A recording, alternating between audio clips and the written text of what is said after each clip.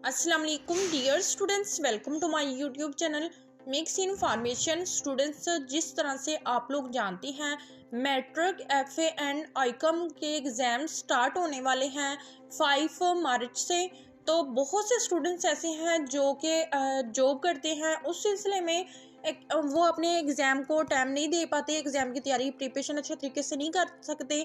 आज की वीडियो में मैं आप लोगों को कम्प्लीटली गाइडेंस दूंगी और ये भी बताऊंगी कि आपका पेपर कहाँ से आता है और कहाँ से आपको तैयारी करने की ज़रूरत है, और तैयारी करने के बाद इंशाल्लाह ताला बहुत अच्छे मार्क्स आप लोग इजीली हासिल कर सकेंगे।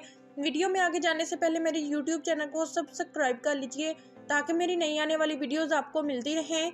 तो अब बात कर लेते हैं अपने मेन टॉपिक पर। जिस तरह से आप जानते हैं कि एग्ज़ाम स्टार्ट हो रहे हैं matric, FA and ICom student के। जी स्टूडेंट्स, फर्स्ट ऑफ ऑल हम लोग बात कर लेते हैं कि आपके एग्ज़ाम में पेपर कहाँ से आता है। तो यहाँ पर मैं बताती चलूँ, आपका टोटल पेपर जोन सा है आपकी बुक में से ही आता है। ठीक है, ये नहीं है कि आपका जोन सा पेपर है वो आउट ऑफ कोर्स आए, ऐसा बिल्कुल भी नहीं है। आपका टोटल जोन सा एग्ज़ाम है ना वो आपकी बुक में से ही आएगा। और ये है कि जो स्टूडेंट जॉब करते हैं या जिनके पास टाइम नहीं होता, जो मतलब मैरिड स्टूडेंट हैं, ठीक है, बहुत सी वजूहात हैं जिनकी वजह से स्टूडेंट्स अपनी स्टडी को टाइम नहीं दे पाते। तो ऐसे में वो स्टूडेंट्स अपनी तैयारी कहाँ से करें। ठीक है, फर्स्ट ऑफ ऑल मैं आप लोगों को बताती चलूँ, जो भी आपका पेपर आता है ना, ये है कि सालाना जो से क्वेश्चंस होते हैं ना वो रिपीट होते हैं। ठीक है, ये कि अगर आपको लास्ट ईयर आपने एग्ज़ाम दिया है, उससे अगले साल जो आपको पेपर आएगा 1 या 2 जो उनसे क्वेश्चन लाजमी उसमें से आएंगे। ठीक है, और इसके लिए आप लोग गैस पेपर का यूज़ कर सकते हैं। ठीक है, वो बेस्ट होते हैं गैस पेपर में वही चीज़ें रिपीटेड होती हैं जो आपके 10 साल से या 5 साल से रिपीट हो रहे हैं। बार बार वो क्वेश्चन जो बार बार आते हैं, उनको जो मोस्ट इम्पोर्टेंट क्वेश्चन होते हैं उनको गैस पेपर की शक्ल दे दी जाती है। ठीक है, और सेकंड बात जोन सी है कि जब आप अपनी असाइनमेंट लिखते हैं, असाइनमेंट लिखवाते हैं या लिखते हैं, ठीक है, वो वाली असाइनमेंट के जोन से क्वेश्चन 10 आते हैं ना, उनमें से भी चांसेस होते हैं कि 2 क्वेश्चन लाजमी आ जाते हैं, 1 या 2 क्वेश्चन लाजमी आ जाता है। लाजमी है कि आप अपनी असाइनमेंट जोन से ना उसको अच्छे तरीके से उसको भी एक दफ़ा से देख लीजिएगा कि इसमें कौन कौन से क्वेश्चन आए हुए हैं। ठीक है, ये दोनों चीज़ों तो कंफर्म हो चुकी हैं, इन्हीं की बेस पर आपको पेपर आएगा। इसके अलावा ये है कि अगर आप लोगों के पास टाइम नहीं है तो आप ये वाला रूल फॉलो कर सकते हैं। अगर टाइम है तो फिर आप लोग चैप्टर वाइज भी कर सकते हैं। चैप्टर वाइज ये है कि उनमें से इम्पोर्टेंट क्वेश्चन जो से हैं जो हर बार एग्ज़ाम में आए, रिपीट हुए हैं, उनको आप करेंगे। अगर आप चैप्टर वाइज कर रहे हैं तो 9 चैप्टर होते हैं ना जिस बुक में, ठीक है, वहाँ पर आप ये करेंगे कि 7 चैप्टर करेंगे, उनमें से मेन क्वेश्चन जो से हैं, मोस्ट इंपॉर्टेंट क्वेश्चन है वही करेंगे। ठीक है, यहाँ पर ये दोनों तरीक़ों से आप लोगों को कॉन्सेप्ट क्लियर हो चुका होगा। और ये जो मैं आप लोगों के साथ इन्फॉर्मेशन शेयर कर रही हूँ, इस पर मैंने खुद भी तजर्बा किया हुआ है, और ये है कि ये तजर्बा करने के बाद देन ही मैं 60 से 70% मार्क्स इजीली हासिल कर पाती थी। यहाँ पर ये बात क्लियर हो चुकी है पेपर की तैयारी कैसे करेंगे। नेक्स्ट हम बात कर लेते हैं पेपर देते वक्त हम लोग किन चीज़ों का ख्याल रखना ज़रूरी है, क्योंकि मोस्टली हम लोग एग्ज़ाम जब देने जाते हैं तो छोटी छोटी मिस्टेक हैं जो हम कर देते हैं, जिनकी वजह से हमारे नंबरिंग पर बहुत ज़्यादा असर पड़ता है।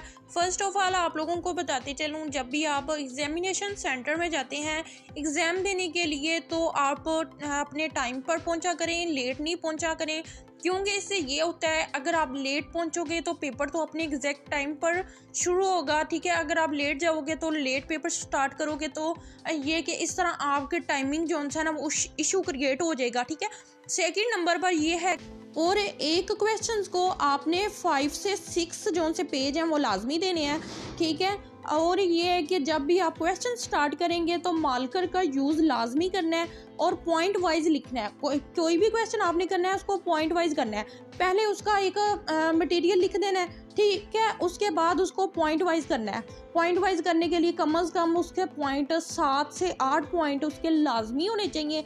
ठीक है, देन ही, और ये कि ये 4 से 5 पेजेज में ही आना चाहिए। ये नहीं कि आप एक ही क्वेश्चन को करने के लिए 10-12 पेज का यूज़ कर दें, इस तरह से ये होगा, जो एग्जामिनर आपका पेपर चेक कर रहे हैं, जो ज़्यादा लेंथी क्वेश्चन होगा उसको तो वो ज़्यादा मार्क्स दे देंगे। वो देखेंगे कि इसने ये मार्क्स क्वेश्चन कम नंबर मतलब पेज पे किया हुआ है, उसको कम मार्क्स देंगे। इसलिए कोशिश करें जितना भी क्वेश्चन करें, अगर आप की स्पीड बहुत ज़्यादा तेज़ है, आप 7 से 8 पेज भी कर सकते हैं, लेकिन इससे ज़्यादा नहीं आपने करना, ठीक है। और सबसे लास्ट पर मैं आप लोगों को बताती चलूँ कि आपने जस्ट वो वाले क्वेश्चन करने हैं जिनमें पॉइंट शामिल नहीं हो, ठीक है। जिनमें अगर पॉइंट शामिल होते हैं कि मतलब रिजल्ट पर नोट लिखे हैं, उसमें 2 पॉइंट दिए गए हैं या 3 पॉइंट दिए गए हैं, इस तरह से ये है कि आपका बहुत ज़्यादा टाइम वेस्ट हो जाएगा। एक पॉइंट को करने के लिए आपको कम से कम एक पेपर, एक क्वेश्चन जितना टाइम लगेगा, ठीक है। इसलिए कोशिश करनी है एक क्वेश्चन करें, ठीक है, उसी के ऊपर सारा मटेरियल जो सा करें, उसी को खुश खत लिखें, उसको पॉइंट वाइज लिखें, ठीक है। और लास्ट में मुझे एक बात याद आ गई है कि अगर आपको पेपर बिल्कुल भी नहीं आता तो आपने पेपर को छोड़ कर नहीं आना, ठीक है। ये गलती आपने कभी भी नहीं करनी, ठीक है। आपको नहीं भी आता, लेकिन कम से कम आपने अपनी छोटी क्लासेस में, जैसे कि मैट्रिक के अभी आप मैट्रिक के स्टूडेंट हैं या एफए के स्टूडेंट हैं, बाकी क्लासेस में आपको एक फ़िक्रा दिया जाए, आपको उसके मतलब पता तो होगा ही कि किसके मतलब है, ठीक है। आपने उसी के मतलब मटेरियल, उसी के मतलब पॉइंट देने हैं, ठीक है। उसी के मतलब आपने सारा कुछ करना है।